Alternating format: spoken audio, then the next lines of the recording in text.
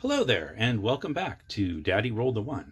I'm Martin, and this is another of my series of videos on the history of early tabletop role-playing games, specifically Dungeons & Dragons, and the company that published them, Tactical Studies Rules, which later changed names to TSR. Today we're going to be talking about this book, the Fiend Folio. This is the fifth book in the line of Advanced Dungeons & Dragons hardbacks. If you want to know the history of Advanced Dungeons & Dragons hardback, please see my video on all 18 of them. There's a link here in the upper right-hand corner. But this is the first and the only book in this series that is not published by TSR here in the United States. And to understand how that came to happen, we need to have a quick history lesson. So, 1973, a company by the name of Tactical Studies Rules is founded by Gary Gygax and his childhood friend Don Kay. It's specifically founded to be able to publish the Dungeons & Dragons game. However, they don't have enough money, so they publish instead another game first. It's a war game called Cavaliers and Roundheads. The idea is that the sales of that will then help them fund being able to produce and publish and distribute Dungeons & Dragons. That doesn't happen because Cavaliers and Roundheads doesn't sell that well. So a third gentleman is brought into the group, a man named Brian Bloom. He adds the rest of the capital that they need, and they were able to publish Dungeons & Dragons in 1974. However, a tragedy happens, and Gary's friend Don ends up dying very unexpectedly and very young. And so his wife ends up taking over his portion of the shares for a while to try to help out, but that relationship just isn't really working. And so eventually her shares are purchased by Brian Bloom's father, Melvin Bloom, and Tactical Studies Rules is dissolved, and its assets and everything else were taken over by a new company called TSR Inc., which consisted again of Gary Gygax, Brian Bloom, and Brian Bloom's father, Melvin. Melvin eventually transfers his shares to his other son, but for the time being, this was the company that was founded in 1975, TSR. However, another company is founded in 1975 that is still around today. It's a company called Games Workshop in England, founded by three gentlemen, John Peake, Ian Livingstone, and Steve Jackson. Really quickly, there are two Steve Jacksons in the history of tabletop role-playing games that are both very crucial, very important people. There's the Steve Jackson that we're talking about here from Games Workshop. There's another Steve Jackson here in the United States behind Metagaming and Steve Jackson Games. Just don't get them confused. They're two different people. We're talking about the one from England and Games Workshop. So they founded a game company originally, and they're producing materials in order to play board games. Very specifically, John Peake was interested in creating the actual boards for playing some of these games and some really high quality pieces for games such as Munkala, as an example. They start publishing a newsletter called Owl and Weasel magazine. It's like a zine. It's very, very amateur publication, but they're producing this in order to talk about the types of games that they're making. And this magazine runs for 2 years. I'm not going to call it a magazine. It's called a newsletter or a zine. It ran from 1975 to 1977. Let's jump back quickly in time to 1969, where another gentleman by the name of Don Turnbull has created another fan zine called Albion in order to cover the wargaming scene. So this newsletter or zine has game reviews. It also has play reports of actual games that are being played, war games, and turn sequences that are happening, like this side does this and then that side does that, for these like miniature war games battles that are happening. So this magazine, it's small, it doesn't have a huge distribution, but it has a dedicated and loyal fan base. It runs for 6 years and actually wins a few gaming awards for being sort of a novel for its time. However, the magazine eventually ceases publication in 1975, and so then the folks at Games Workshop take up the mantle, and they end up sending issues of their Owl and Weasel zine to people who had been publishing or had been reading Albion. The Albion subscribers who had been getting that now got an issue of Owl and Weasel, asking them to subscribe to that instead. So that goes on for a little while. And then Don Turnbull ends up contributing content to Owl and Weasel. In 1977, Alan Weasel ceases publication and a new magazine is created by Games Workshop called White Dwarf. The reason that they did this is because they needed to move from that sort of amateur zine format to more professional publication, because they were looking to expand the distribution of what they were selling, and they wanted retailers to buy into what was going on, and they thought having a more professional, slickly produced, glossy paper magazine would give them a sort of a sense of authenticity and help these retailers to climb on board and start stocking and carrying the games that they were distributing. What games were they were just distributing? Well, it's kind of interesting. That ends up being TSR's games. So Gary Gygax ends up getting introduced to the folks at Games Workshop because Brian Bloom had been a subscriber to Albion. And so when Albion ceased publication, he gets a copy of Alan Weasel in the mail, and he then approaches Gary Gygax, and they talk to the folks at Games Workshop and realize that there is a hunger for the types of games that TSR is publishing in the United Kingdom, in Europe. And so they create a distribution deal with the folks at Games Workshop to distribute TSR's games. So at the same time, Don Turnbull is contributing content originally to Alan Weasel, but then he is now contributing to White Dwarf. And in issue number 6 of White Dwarf, Don Turnbull takes over the editorial position of a column that is recurring in White Dwarf that's called the Fiend Factory. And this column is essentially just monsters that are being formatted in a sense that can be played with Dungeons and Dragons because of this distribution deal that they have with TSR. But the content is actually being created by fans, by readers of the magazine. So not professional game designers, these are created by fans, and it's being overseen by Don Turnbull.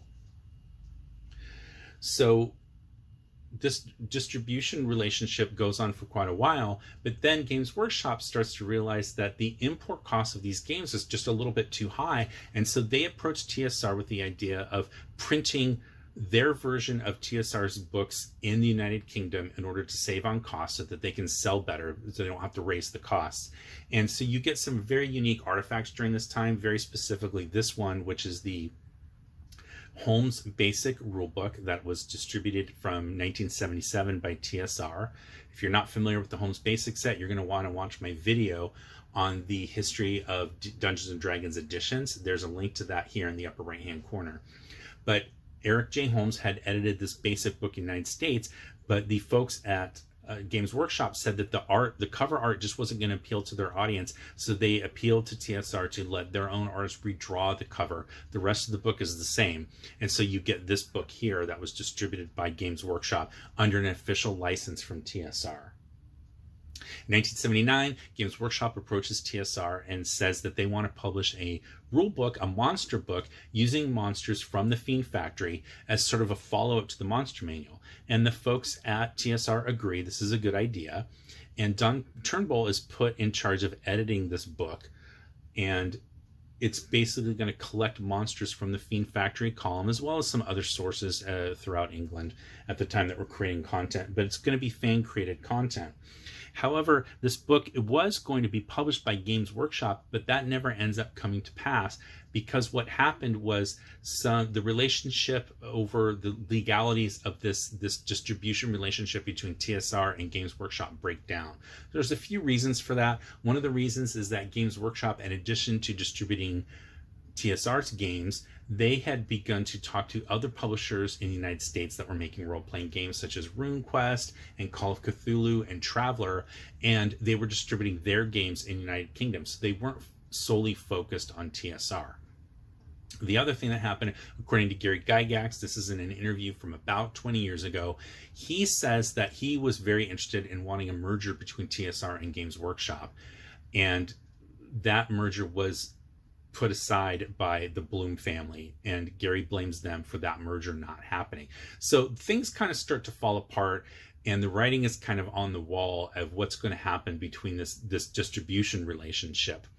And so TSR ends up creating their own company called TSR UK, later called TSR Limited, and they put Don Turnbull in charge of that. So as soon as that happens, he ceases to be the editor of the Fiend Factory column and breaks his relationship with Games Workshop, comes to work and head up TSR UK, and the decision is made to have this book the Fiend Folio published by TSR UK.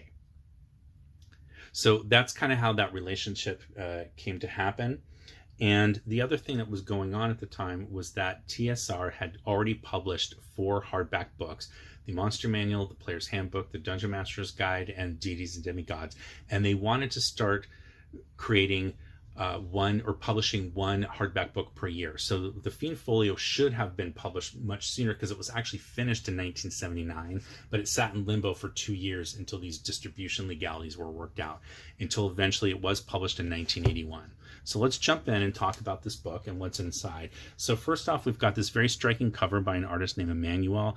The cover is just very different from the covers that you were seeing on the US Dungeons and Dragons books at the time. It's got this this is a Githyanki. It's got this very high contrast yellow on blue background. And the art is really one of the main things from this book that people talk about. There are some iconic monsters in here as well, but this piece right here, this is by an artist named Russ Nicholson. And when you talk about the Fiend Folio, most people think of Russ Nicholson's art first, because it's just very, very striking and very different from many of the other artists. Now, some of these artists here: Jeff D., Earl Otis, Jim Rosloff, David C. Sutherland III, Bill Willingham. Those are all TSR United States artists that had also done work for the Monster Manual and the other previous AD&D books. So they do have work in here. However, it's really Russ Nicholson's work that kind of defines the aesthetic of this, as well as the Githyanki cover by Emmanuel. So a couple of quick things on this book that are sort of fun. A few of the monsters in here had appeared earlier, 4 of them very specifically. And that's the Drow, the Germlane,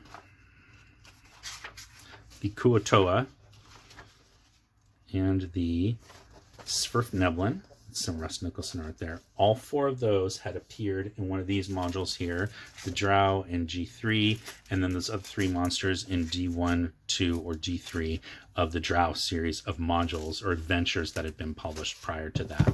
But other than that, the rest of these are all creatures that were mostly coming from the Fiend Factory column. There's a few in here that came from other places. The Demon Lolth is in here. That's a Gary Gygax one, of course.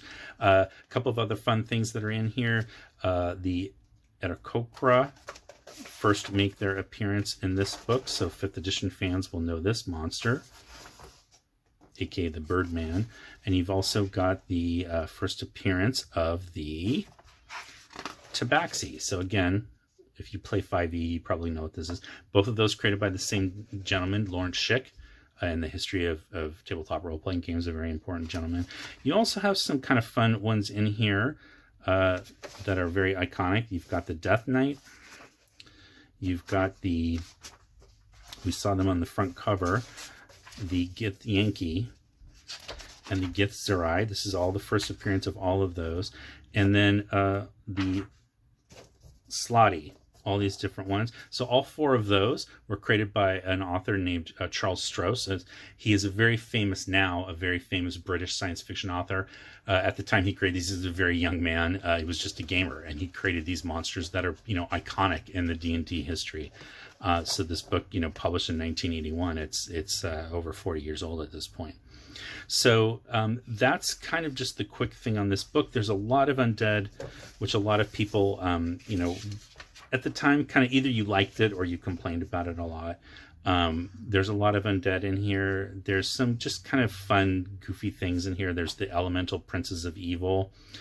2 of the creatures that people complain about the most would be the Flumph and the Flail Snail. So there's a lot of goofy stuff. You can just see that it's very different in terms of the aesthetic and, from say, the things that we have in the United States in the Monster Manual at the time.